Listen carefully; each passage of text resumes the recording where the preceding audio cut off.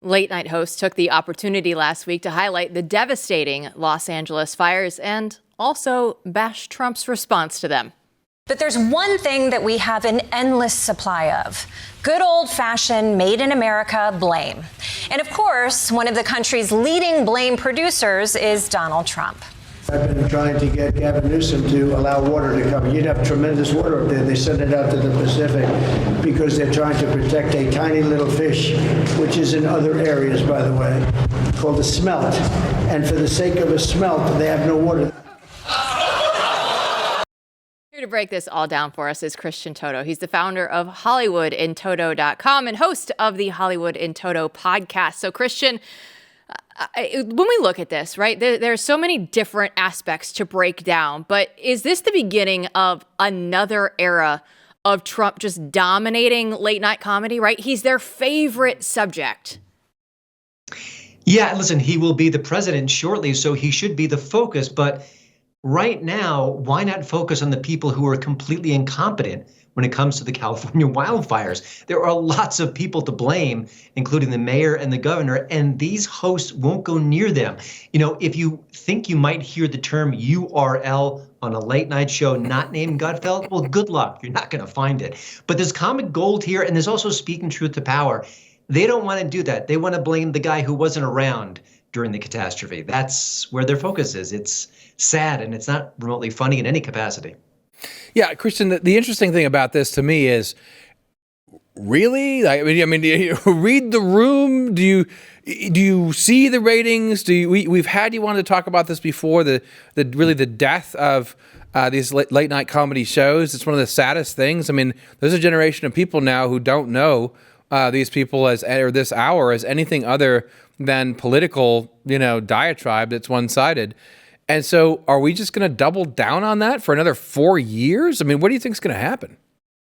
Yeah, I think we are. I think it's happening right now. I asked the question a few days ago on social media, is this the new normal where they're going to ignore all the problems, all the lack of planning, all the things we've heard about from legitimate news sources? And the answer is yes. They don't care. But the problem is that there's a whole new media landscape that's blooming up around them.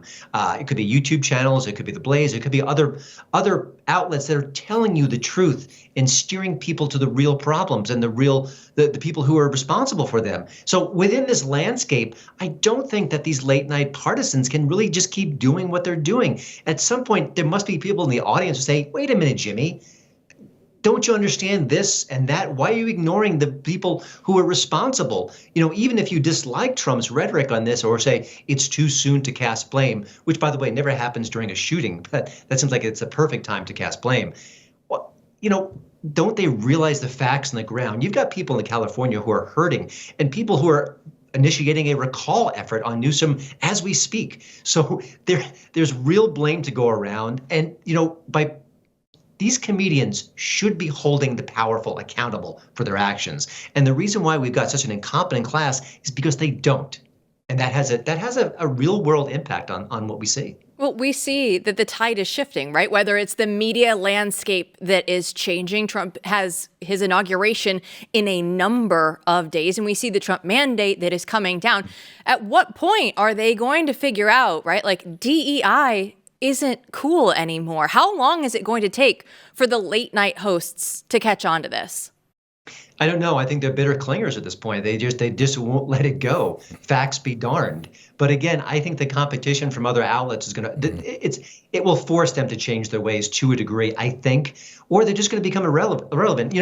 Jimmy Kimmel said, I don't think late night TV will be around in 10 years, but I think if they keep going the way they're going, maybe it's 5, maybe it's 4. But, again, I watched Gutfeld recently on Fox, and it's like a different universe where the facts and accountability come into play. And it really is telling jokes that aim at those people. I mean, my gosh, Mayor Bass was questioned by a journalist, and she stood still silently for 90 seconds, 2 minutes. I forget it was the most uncomfortable thing I've ever seen.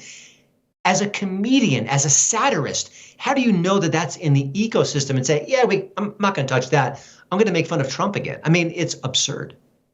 Yeah, it really is. And this is an interesting one because I feel like we know enough to be able to say on air that there are a lot of people in Los Angeles who were not necessarily, in part of this audience, but friends and acquaintances who are, much more liberal. And these kinds of people are not sitting around going, ha, ha, ha, yeah, blame Trump for this. How dare he? They're looking around at, how the hell this happened. And you can't blame Orange Man bad for these fires, regardless of it being complicated or, you can say there's different causes. In fact, these are people are all, so it seems so over the top because it feels like the exact audience, right, that you're intended to reach, which is residents of the Pacific Palisades, included, everything just burned down. And now, how many people in California are laughing as hard about this? But so I've had this argument with friends. I've talked to people. I was just talking to someone from California today, actually, Matt Himes, who works with us, right, who you've interacted with, who lost his house. And the question is, how many people? I mean, his family is, his house is gone in the Palisades. How many people are going to change? Do you think, and are changing because of this? Because I don't want to overemphasize, this, but it seems like even on the lefty side, right? In other words, late night talk show hosts are getting out in front of over their skis.